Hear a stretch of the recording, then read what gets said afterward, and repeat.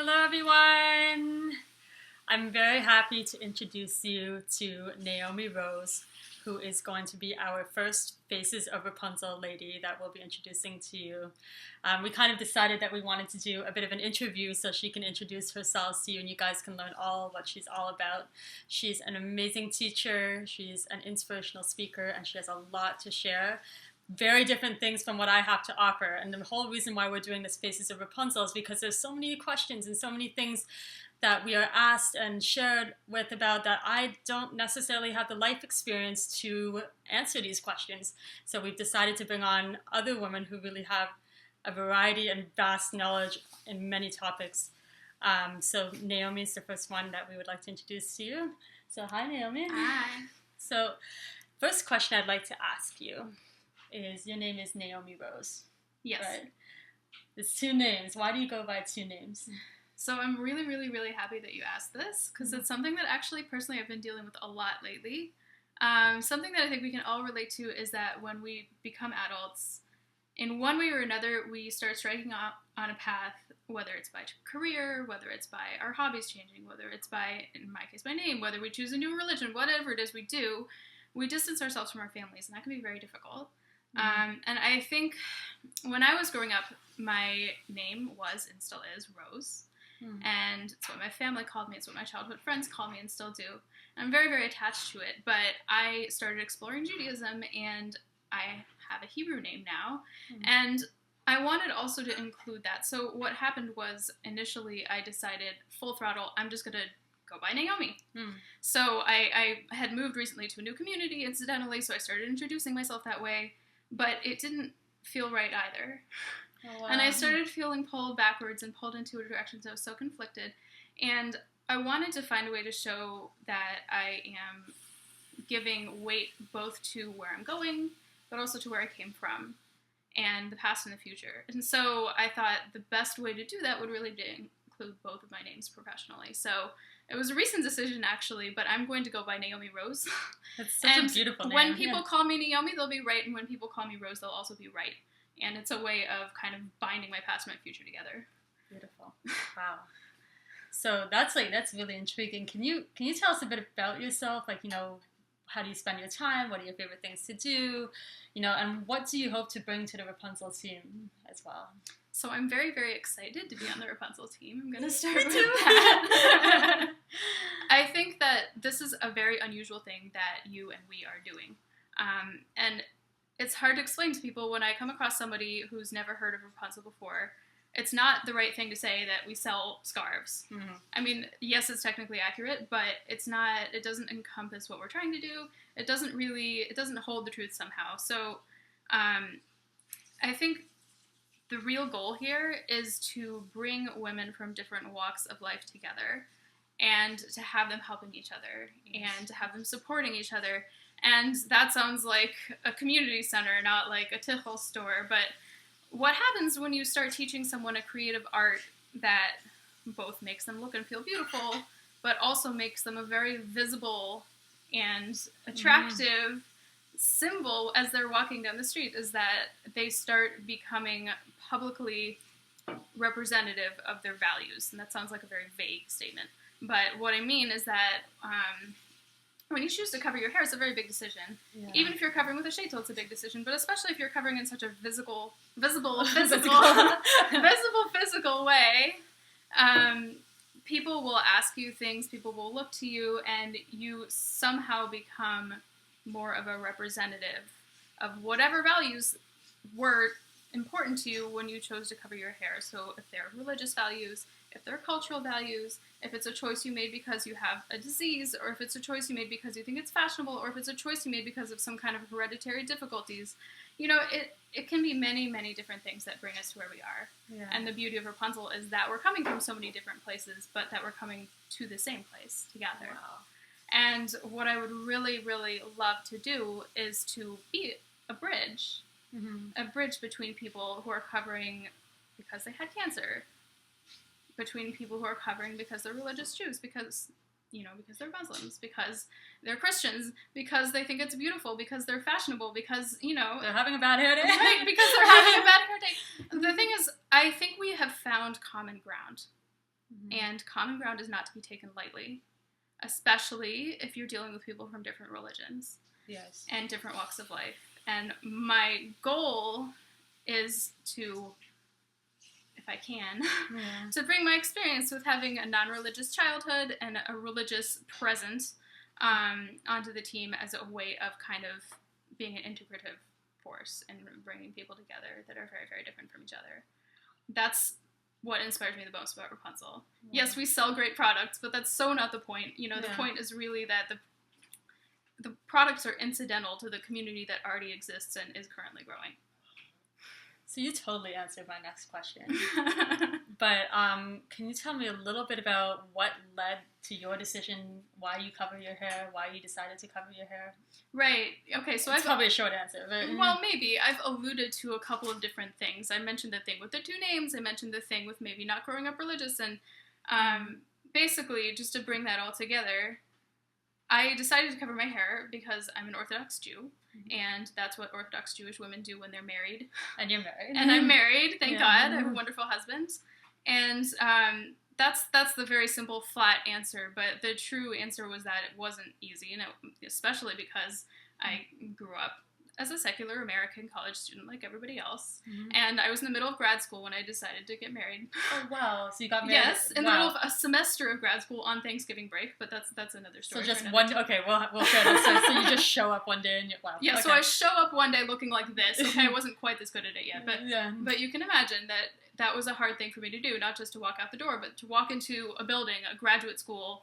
I was a musician, I am a musician, and it was a pretty high-level music school, and nobody was doing anything like this. And at least people are artistic personalities, but even then, it took a lot of courage. So for me, the decision to cover my hair was the decision that I had to suddenly be comfortable with being a very visible representative of my values, which is something I kind of mentioned a few minutes ago. That if people say, hey, what's that on your head? If you're an introvert like me, it can be hard to be like, oh, now I have to tell you my life story. Or like, I don't know if I want to do that. So I had to find ways of connecting with people in a way that was truthful, and it was simple enough that they could understand if it wasn't anything they'd ever heard of before. But also, it was a way that brought me closer to them and not further apart. That's the hardest thing. That is really the hardest thing. By making yourself look different, you risk putting a fence or a boundary between yourself and everybody else. Like, it can either be a barrier or a door. Exactly. When it's not going well, it's a barrier. Yeah. And people say, you're doing this because you think you're holier than me, or you're doing this because you want attention, and that is what you want to avoid. And I don't always get it right, and sometimes I still struggle with that. Yeah. But I like your analogy of a door. Yeah. And what I'd really like it to be is a conversation starter. And not just a conversation starter like, wow, that's so strange, why do you do that, or how do you do that? But let's get into what led you to do this and learn about each other and become closer together. And that ties back into the whole community building thing that we were talking about. So it's an interesting and difficult challenge, but I think it's a healthy one. Can you tell me a bit about your style, especially what you, in terms of coming on to the Wrapunzel team, how are you different? What would you like to add? What would you like to help other women with as well in terms of your personal style? That's a really, really good question. Yeah. So you wouldn't know this from this gorgeous flowery thing I've got on my head right now, but when I currently work as an administrator in a private high school, and when I go to work, I dress simple and clean and professional and crisp. I also mentioned graduate school, so I'm a classical musician, like Andrea, and I went to school for that, and as a graduate student, and also as an intern in several very, very high-profile places, like the Chicago Symphony Orchestra. Oh, dear. That was fun. I showed up like this one day, too, to my internship, and I think one of the most difficult and biggest conversations to have about covering your hair with scarves, and I want to have this conversation one day, and this is not the time for it, but is how to do it in a setting where people expect you to look professional. And what I'd like to do is to be the person on the Wrapunzel team that can speak to that. Yes, and we need that. I do it every day. I've done it before. I've had conversations with HR managers. I've had conversations with people who have tried to have job interviews and feel like they've been rejected because of it. I've had conversations with people that say it exudes their personality and it's the reason they got the job. And I think that there's a bit of a difficulty with the whole topic Yeah. And I also think that sometimes people feel like it's completely impossible. And that they, for Orthodox Jewish women, sometimes they cover their hair with wigs, which is perfectly legitimate and beautiful practice. But sometimes people feel like they have to. Oh, okay. So that's the difference. So that's the difference. So I think, yes, it can be true that they have to, but what makes you have to do it should be you. Yeah. It should be your decision that this is going to be what makes you comfortable and what, and how you're going to feel beautiful and how you're going to feel like you're representing yourself well. I think that there is a way to dress neatly, crisply, stylishly, powerfully. Yeah. That includes a scarf on your head. And I'd love to make that available to people. I can't wait to see it. I'd love to talk about it. And I'd also love to talk about the fact that it's still difficult. It's still a hard topic. It's still a conversation you're going to have with a lot of different people before you decide what it is you're going to do. But that's definitely an aspect of my style and something that I'm passionate about. So we're going to make some tutorials on that, right? Yeah, you're going to be able to help women through that, because it's a very common question that we hear. What do I wear to an interview? What do I wear in a professional setting? Everything like that. And Naomi's really the person to go to ask about this. So I'd like to lead to our last question, because this has been wonderful.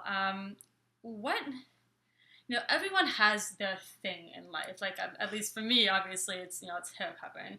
But what is something seemingly small that you like to do in your life that might seem like, if someone else heard about it might seem not to matter, but that has a huge impact, and in terms of your teaching videos that you're going to be doing for Wrapunzel, that you would like to be talking about with us?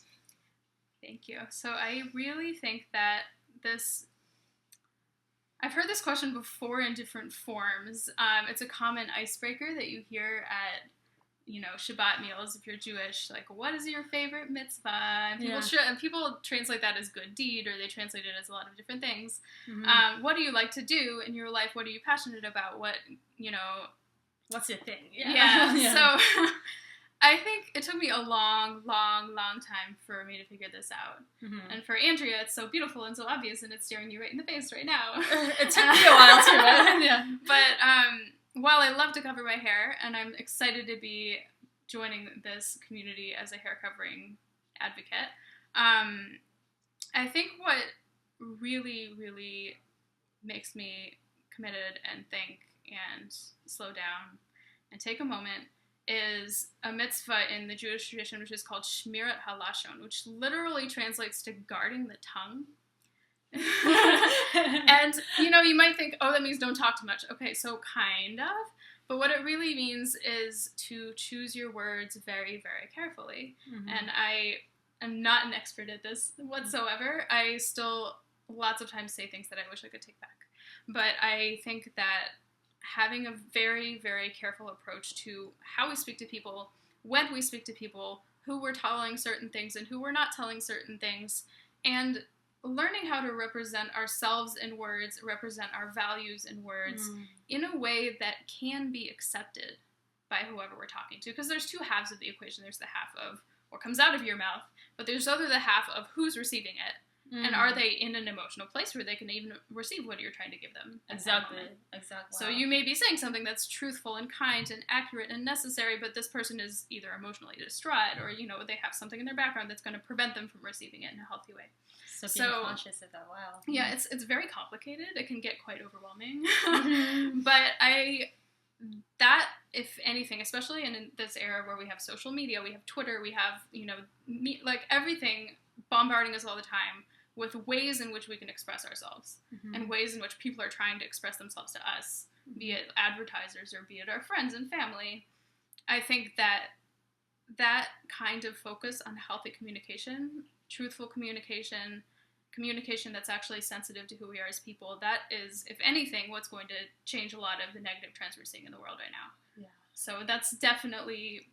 That's it. If I have a shtick, if I have a thing, that's my thing. At least right now it is. So it doesn't mean I'm perfect at it all the time, but I'm really passionate about it. But you need to have a lot to give. And to continue to give. Wow, I'm so excited to hear more about that. It's a really, especially as Naomi was saying, in terms of social media, we have such an ability to share using our words, and really considering how we do that.